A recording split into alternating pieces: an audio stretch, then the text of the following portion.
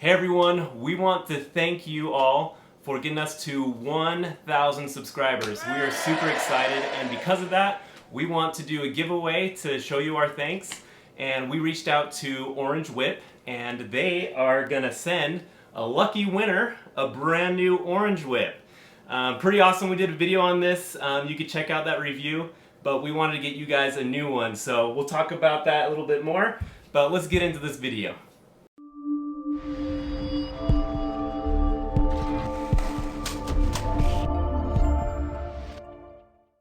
Hey guys, Tyson and Brady with Golf Ascending. First off, again, we'd like to thank you guys for helping us reach that 1,000 subscribers. 1,000?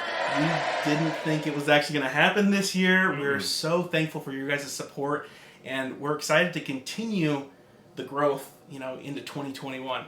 Yep. But we wanted to do this video to kind of show, where we started, what goals we had, what we accomplished, and some of the stuff that we learned along the way. And so Brady's going to go ahead and take that. Yeah, so me and Tyson, just so you guys can get a little history of us and get to know us a little better, we met at work. We didn't know each other before then, and we didn't really get to know each other until we did this annual golf tournament, a scramble tournament that our work holds. And after the tournament, I remember I went to his desk and we talked for like a really long time, like a half hour or longer, just about golf. And later on, we got desks next to each other, and we just would talk about golf all the time. And at one point, Tyson found out that I had a YouTube channel. And he's like, dude, this is awesome. And he saw that I had some stuff about golf. I wasn't as active on it anymore, but he was like, hey man, we should do a channel together about golf. We both are passionate about it. We love it. We could talk about it all day. And how awesome would it be for us to just golf all the time and then do videos about it and share content and stuff we learned. So that happened in 2019. We decided to start the channel, and from there, First video was released February 2020. So there's a little prep to get there, but we published 4 videos on February 2020, and our goals were to get like 500 subscribers, which we thought was a super stretch compared to how my channel went, and then I don't know how many views, like It was something that we passed so quick along the road. Yeah. And it blew our minds. Like, we went way past that, and we hit the 1,000 subscribers before our year mark, before we even hit February. So again, this is why we're so excited about the growth. We're so grateful for all of our viewers and our subscribers. We have great things to come. This year, seriously, is going to be amazing, and we can't wait to share what we have coming with you guys. All right, so let's talk about some of our personal accomplishments that we, had during 2020 as far as golf goes. I had lots. I mean, we filmed lots of videos. We did a lot of tinkering with our bags. We played a lot of golf. And so there was a lot to be learned, and there was a lot of improvement made. And so I'm just going to go ahead and get right into some of the things that I learned this year. One of the big things, starting off pretty early in 2021, I was one of those golfers that I hit my irons really good. My driver was, hit or miss sometimes. But then, once I hit it on the green, I was like, all right, hole's done, 3-putt, 4-putt, and I'm out of there. And, was doing some research, wondering why the heck my score was so high. And, lo and behold, it's because my putting wasn't great. And I decided... But he could read putts really well. Yeah, I could read putts. He could read them really well. I just wasn't excited to actually putt. Yeah, it's like, let's go to the next one. one. And so one of the things to kind of generate that excitement as far as putting goes was I decided to invest in a putter and a specific brand that has been so good to me in 2020, and that is Bettinardi. So I actually started off with the Queen Bee number 6, great putter. Beautiful putter. That thing built my confidence so much, and we talk about, even in that video, we'll link to it, but we talk about how it's important to have confidence when you pull a club out of the bag. And if you don't have confidence in a putter, if it's just a flat stick that you're rolling the rock with, how fun is it going to be to try to sink a putt? And so once I got this Bettinardi into the bag, putting became fun. I started making more putts. I was cutting my, I was eliminating the 4 putts. 3 putts happened, occasionally, but I was mainly 2 putting and 1 putting, and that helped my score so much. So much so that I was like, I have to share this with Brady. Like, I think Mm-hmm. that he needs a Bettinardi too. I think he needs that exotic club to pull out of his bag to be confident in. And I did end up getting one, which we also have a video on. And I feel like I've learned a ton, along with Tyson, a ton about putting and putters in general, and it's been awesome. Yeah. And so another part of the game that I want to touch on that I feel like I accomplished, as kind of a baseball player, and I think this is kind of where it originated from, but my swing was very over the top, and I had this fade. I could rely on it. It was always usually the same flight. I had more issue with my driver. It ballooned a little bit more. Mm-hmm. But I ended up learning how to correct an over-the-top swing. And basically just, kind of to sum it up, it's where your trail arm is trying to force the club through instead of dropping back and coming through. Yeah. And so we actually learned a lot about this with our Orange Whip review, yeah, we did, which is interesting. This thing helps you get the club into the slot, is what it's called. And it kind of helps you eliminate that over the top. It helps you to not force, that trail arm to try to correct itself. Mm-hmm. And so this straightened me out. I was hitting the ball straighter, and what's actually kind of cool is the clubs that I ended up getting, and you guys will see, stay tuned for What's in the Bag 2021. Yeah. But I ended up getting some clubs that actually are easier to manipulate the ball flight, and because I've straightened out my swing by not doing it over the top, I'm able to accomplish this. And this is actually something that Brady also worked on as well, and had some really good success with as well. Yeah, kind of. He's still working. He's made lots of changes that he's going to go over. Changes. I'll talk about it. But so that was the second thing. The next thing I want to talk about, so I had a couple of scoring type achievements this year. So the first one was I got even par on 9 holes. I don't know how it happened. I just was in one of those grooves and I just kept going, and I was like, all right. Scorecard's over there. Scorecard's over there. Saved it. But, I added up at the end. I was like, holy crap, I shot a 36. But that was pretty amazing. And because of shooting, as low as I was, since correcting my over the top and putting good, my scores started to get a lot lower. And because of that, my handicap lowered too. And a big accomplishment for me is at the end of 2020, I am an 8 handicap, which I am very proud of. And hopefully can improve that into 2021. And then the last scoring thing, which is huge. I couldn't believe this happened. Unbelievable. So I got a hole-in-one, guys. You got a hole-in-one. I have the medallion to prove it from Titleist. It's one of those things where you're like, your bucket list, like, I want to get a hole-in-one so bad, just to check it off, just to do it. And it was so great. Brady was there. We were playing with 2 other random guys that also witnessed it, and it was one of the coolest things ever. It was a dramatic one where it just came down perfectly. Oh yeah, not to mention he called his shot before. He's like, I'm gonna, what did they draw it in? I'm gonna hit a fade, all right to left. And it did it perfectly. We're all watching it, and he's like, it's going in, it's going. I'm like, no, it's not. No, it's not. Yeah. I know. So it kind of had like a hill in the back of the green, kind of rolled up, and then all of a sudden it started rolling back, and I was like, oh man, this is getting close. Yeah. And we were sitting there watching, like, could it go? Could it go? Yeah. And then it dropped, and unfortunately, we don't have the footage. Biggest regret I think that's a goal for 2021 is to film all the par threes.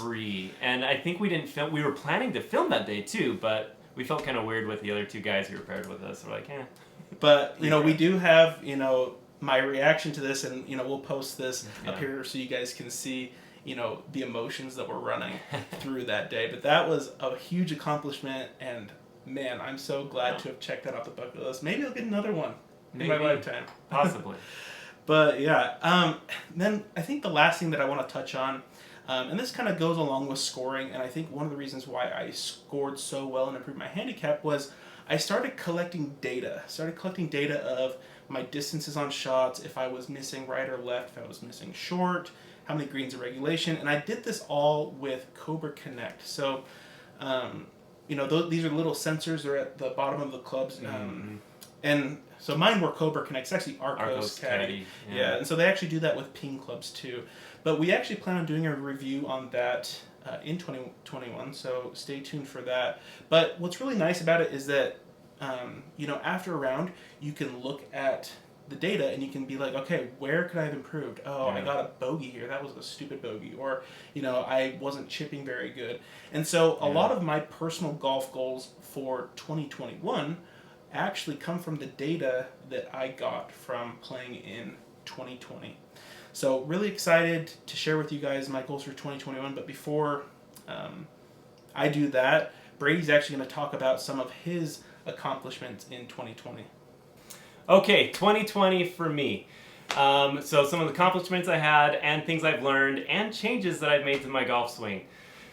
So I, this year, broke 90, which was a huge accomplishment for me. It wasn't a hole-in-one, wasn't breaking even, but I am a higher handicapper than Tyson, and I actually almost broke it twice. The first time, I was so close, and then on the last hole, I didn't add up my score. Tyson then turns to me and says, "Hey dude, if you just get a bogey on this hole, you'll break 90. I was like, yeah, that was real what? Good. That was real good on me. And I totally messed up. I just fell apart. No such thing as a jinx. I triple bogeyed it, and anyways.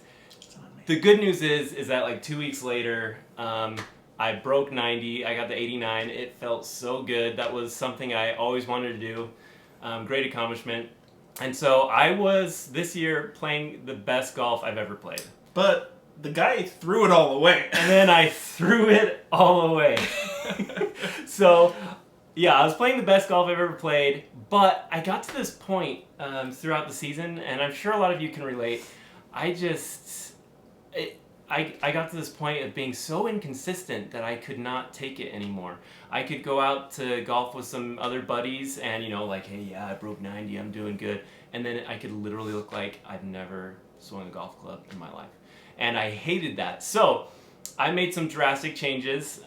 We do have a video on it. I did switch to the single plane golf swing. I heard a podcast from Golf Digest. It's called Local Knowledge. It's about Mo Norman and the single plane golf swing, and I just went hardcore researching this. You see Bryson DeChambeau, he has a variation of this single plane golf swing. But yeah, we'll link a video to that, me introducing it, and in the future I'm doing a full-on vlog of my experience, everything I've learned. It has been a pretty tough journey. It's hard on me too. It's hard for me. When he said he threw it away, it hurt me because I was trying to help coach him through some of these little, because golf, you're trying to fix these little things, and when he's like, over the top. I know, he's like, okay, I'll take what you there, and I'm going to throw it in the garbage. I don't care. I'm starting a whole new swing. Starting all new. After watching him do this and the progression that he's made, in the beginning I thought the guy was crazy. Yeah. But it's been good. And the swing looked really weird too. Like, it he was watching me, he's like, dude, this is not the answer. But things are going pretty well. Again, we'll have a vlog in the future of me sharing my whole experience. It's winter now, so we'll see how that goes. There's still more I want to learn and get better at, but we'll see how that goes. And then, because of the single plane golf swing, so this major switch to my swing, and it was kind of later in the year, I also decided to switch to Cobra one lengths, kind of copy the Bryson DeChambeau method. So my whole bag changed, literally my whole bag. So yeah, look forward also to my what's in the bag, probably in a few weeks or so. But I'll go over the whole bag and the changes I made, and yeah, so that's kind of my 2020 in a nutshell, some of the accomplishments and the major changes I've made. All right, so now we want to go into some of our goals, our golf goals for 2021. And one of my top goals is to break 90 again, but with the single plane golf swing. Again, we live in Utah where there's winter, and so we have a little bit of a break. I did start to have some good rounds with the single plane and make a lot of new achievements that made me feel pretty good about the swing, but I want to get at least back to where I was playing my best. And then the next goal, which would kind of go along with that, is that the whole reason I switched to single plane is to be more consistent. And so I would like to lower my handicap to at least 18. So that's kind of my scoring goal for the year. And then another thing that I want to be a lot better at and being conscious of is course management. I want to be much better at well, course management. I want to be better at planning my shots, planning the yardages that I want to hit, planning where I hit on the green, instead of just being like, okay, pins 120 yards away. I want to be smarter with golf and doing it throughout a whole round. Because I can think about it sometimes at the beginning, be like, yeah, I'm going to be better at this. But by hole 3, especially if I had like a double bogey, sometimes I just kind of forget about that and I just want to hit and play. So those are some of my main goals that I want to work on for the year 2021. All right, so for 2021 for me, it's going to be hard to, move forward with all the accomplishments that I had in 2020. But there is some refining, there's some things I want to learn to help me become a better player, and that's what it's all about. So the first thing that I am really going to, invest a lot of time in is in my short game. Chipping, bunker shots. I know based upon the data in Cobra Connect that is where I'm lacking. Sometimes I'll chip it and I'll be like 10 plus feet away, and that's just not acceptable. So gonna be working on that. That's one of the things. Next goal I have is actually adding some shots into my arsenal. So these are gonna be a fade, a draw, a hook, and a slice, and these are all going to be on command.